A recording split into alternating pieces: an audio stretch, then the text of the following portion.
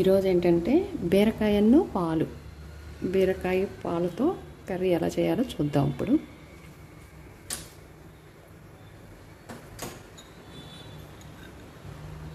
Oil ఒక 2 tea స్పూన్ల oil వేస్తాను. 3 స్పూన్లు వేస్తే సరిపోతుంది.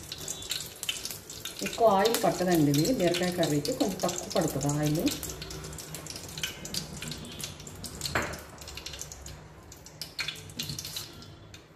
తరిగి పెట్టుకున్న ఉల్లిపాయలు, పచ్చిమిరపకాయలు వేస్తాం.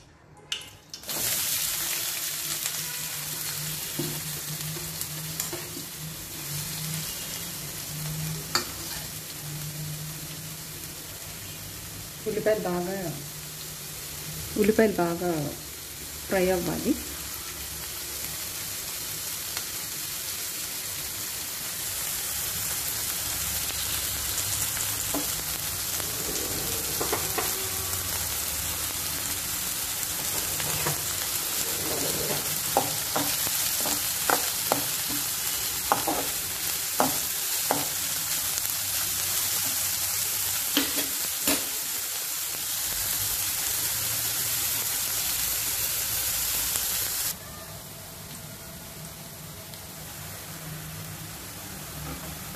ఆల్రెడీ ఫ్రై అయిపోయినాయి. ఇలా ఫ్రై అయ్యాక మనం బీరకాయ ముక్కలు వేసుకుందాం.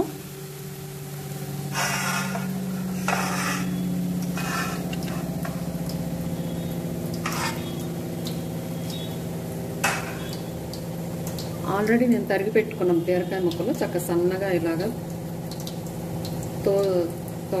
ఇది మామూలుగా తొక్క తీసుకొని పెట్టుకోవాలి. ఇలాగా పెట్టుకున్నవి ఇలా వేసుకోవాలి.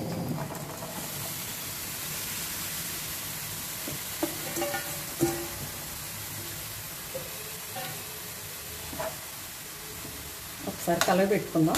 అడుగున ఉల్లిపాయలు ఉంటాయి కదా, అవన్నీ చక్కగా పైకి కలిసిపోయేలా. పిల్లలు కూడా చాలా ఇష్టంగా తింటారు ఈ కర్రీ. చక్కగా మంట లేకుండా ఈజీగా ఉంటుంది అనమాట. ఈజీగా డైజెస్ట్ అవుతుంది. చాలా మంచి కర్రీ అనమాట. చలవ కూడా వేడి చేసిన ఏదైనా కొంచెం ఫీవర్ ఉన్నప్పుడు కానీ ఎవరికైనా కొంచెం బాగా ఉన్నప్పుడు ఇలా వండుకొని, ఏంటంటే బీరకాయ ఇలా వండుకొని మగ్గిపోయినాక బాగా అంటే బాగా మగ్గిపోతే ఈ కేజీ బీరకాయలు ఉన్నా కూడా కొంచెం అవుతుంది కూర, ఎక్కువ అవుతుంది కర్రీ. అందుకని కేజీ బీరకాయలు తీసుకున్నాయి నేను.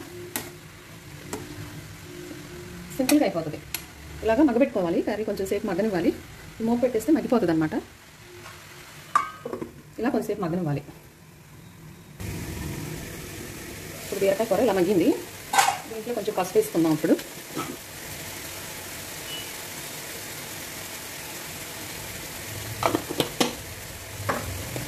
కొంచెం సాల్ట్ వేసుకుంటే ఇంకా వాటర్ ఎక్కువ వచ్చేస్తుంది. వాటర్ అంతా అయిపోయే వరకు మనం మగ్గబెట్టుకోవాలి కర్రీ.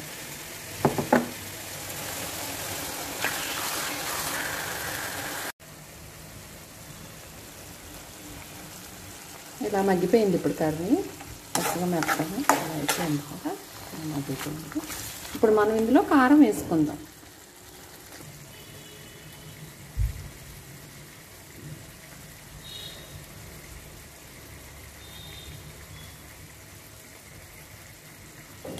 కొంచెం వేసుకో, కారం ఎక్కువ పట్టదు.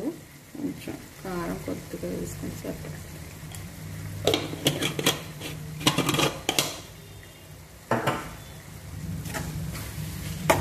కలుపుకుంటే మనకి ఏంటంటే కారం వేసుకున్నాక నూనె అంతా పైకి తగ్గుతుంది. కర్రీలో ఉన్న నూనె, కూరలో ఉన్న నూనె అంతా పైకి వచ్చేస్తుంది.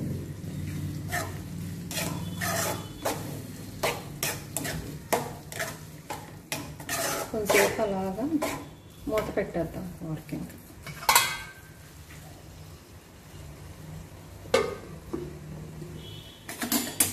కొంచెంసేపు అలా ఉంచాలి.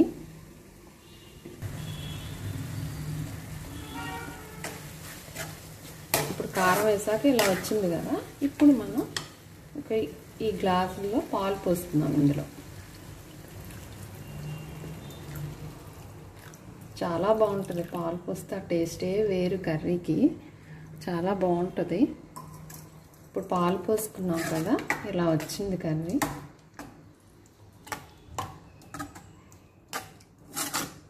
ఇంకా కొంతసేపు ఉడకనిద్దాం. ఈ పాలలో ఉడికితే చాలా టేస్ట్ వస్తుంది, చాలా బాగుంటుంది, చాలా బాగుంటుంది కర్రీ, చాలా టేస్ట్ వస్తుంది.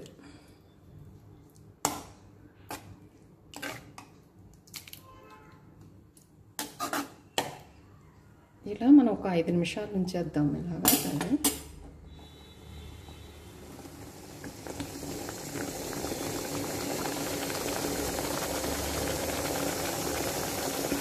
ఇలా ఉడకాలన్నమాట. స్లోగా ఉడికితే పాలల్లో చాలా టేస్టే వేరే, ఆ టేస్ట్ బాగుంటుంది.